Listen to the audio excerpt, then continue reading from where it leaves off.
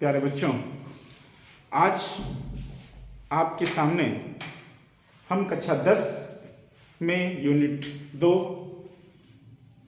परमाणु की संरचना से संबंधित विषय लेकर उपस्थित हुए हैं।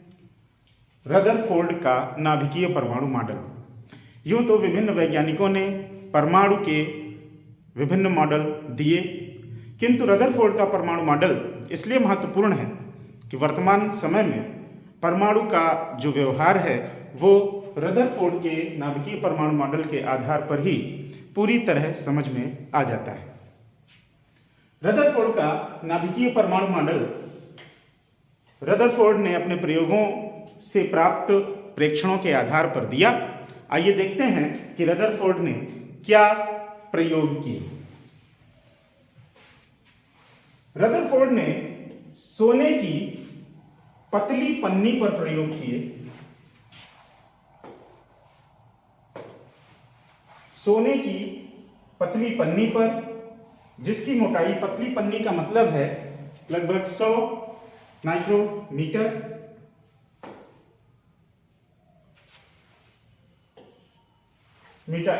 सोने की पतली पन्नी पर अल्फा कणों की बौछार की। एक रेडियो एक्टिव स्रोत से उन्होंने उच्च ऊर्जा वाले अल्फा कण लिए और इनकी बौछार की। तो सोने की पतली पन्नी पर जब बौछार की तो इन्होंने इस प्रकीर्णन अनुप्रयोग से जो परिणाम लिए वो बहुत ही महत्वपूर्ण थे। इस परिणाम में इन्होंने देखा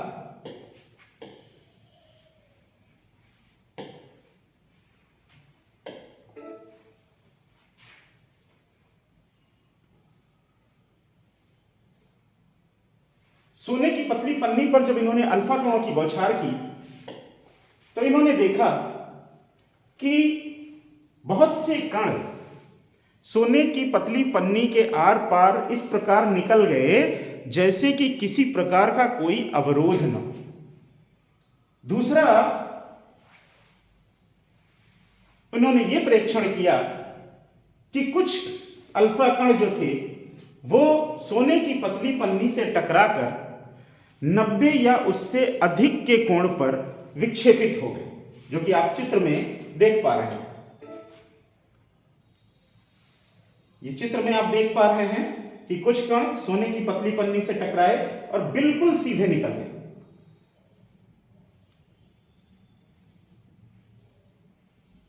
उसके बाद अधिकांश कण जो सोने की पतली पन्नी से टकराकर 90 या उससे अधिक कोण से विक्षेपित हुए और बहुत कम कण ऐसे भी हुए जो सोने की पतली की पन्नी से टकरा करके वापस लौटे।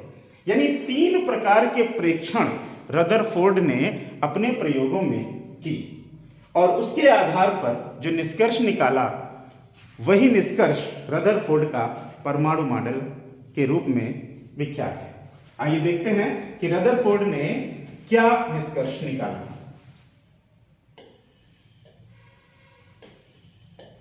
रदरफोर्ड ने देखा कि परमाणु के अंदर अधिकांश स्थान रिक्त होता है। ऐसा उन्होंने क्यों निकाला? क्योंकि आपने देखा कि अधिकांश कण जो थे वो क्या हो रहे थे, सोने की पन्नी को पार करके सीधे चले गए। इसलिए उन्होंने निष्कर्ष निकाला कि परमाणु के अंदर अधिकांश स्थान खाली है, रिक्त है, क्योंकि अधिकांश अल्फा कण सोने की पतली पन्नी को पार कर जाते हैं। दूसरा, उन्होंने क्या प्रेक्षण लिया? दूसरा प्रेक्षण लिया कि कुछ ही धनावेशित अल्फा कण विक्षेपित होते हैं। विक्षेपित होने का मतलब क्या है? जैसे कि क्रिकेट खेलते हुए आप देखते हैं कि बॉल आ रही होती है, तो जब बैट्समैन बॉल मारता है तो जिस एंगल पर मार देता है उस तरीके से टकरा करके बॉल निकल जाती है। बॉलर तो गेंद सीधी फेंक रहा है, लेकिन बल्लेबाज के बैट से गेंद लगकर किसी एंगल पर निकल जाती है। तो ये जो विक्षेपण है, ये विक्षेपण भी इसीलिए हो रहा है, इसका मतलब है कि उस पन्नी में कुछ न कुछ तो ऐसा है, कहीं पर परमाणु में कुछ ऐसा है जिससे अल्फा कण टकराए और किसी एंगल पर निकल। टकराने के बाद आमतौर पे आप जानते हैं कि कण टकराएंगे तो निकल जाएंगे, क्योंकि वहां कोई क्रिकेट का मैच नहीं है। लेकिन वहां क्यों वापस गए? इसका मतलब है कि कोई प्रतिकर्षण बल लग रहा है। क्या लग रहा है? प्रतिकर्षण बल, रिपल्सिव फोर्स। और इस रिपल्सिव फोर्स के कारण वो कण टकरा करके निकल गए। तीसरी बात जो उन्होंने क्या देखी थी? तीसरी बात उन्होंने देखी थी कि कुछ कण पन्नी से टकराकर एकदम वापस निकल गए, बिल्कुल पीछे की तरफ लौट गए। इसका क्या अर्थ है? इसका अर्थ यह निकला कि परमाणु के बीच में कोई बहुत ही ठोस भाग है। ऐसा ठोस भाग है जो न केवल डिफ्लेक्ट करता है बल्कि बिल्कुल अभेद्य है, वापस कर देता है। तो इसके आधार पर रदरफोर्ड ने क्या निष्कर्ष निकाला?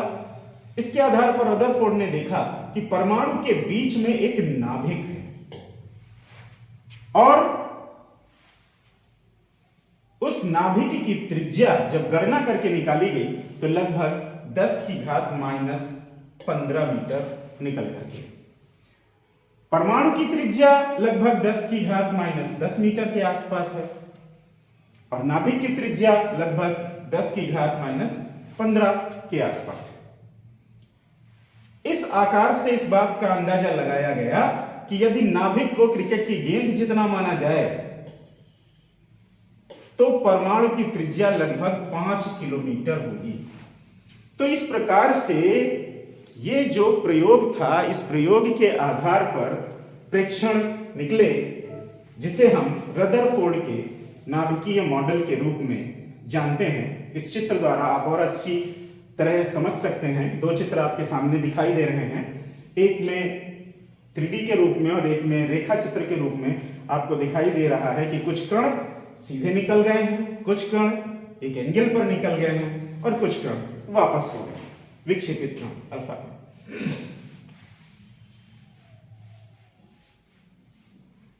इसके आधार पर, इन परीक्षणों के आधार पर रदरफोर्ड ने परमाणु का नाभिकीय मॉडल प्रस्तुत किया।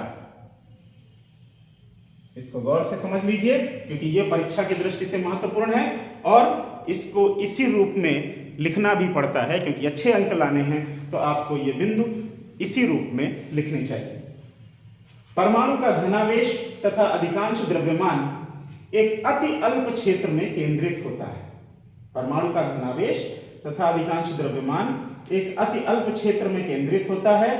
परमाणु के इस अति अल्प भाग को रदरफोर्ड ने नाभिक कहा।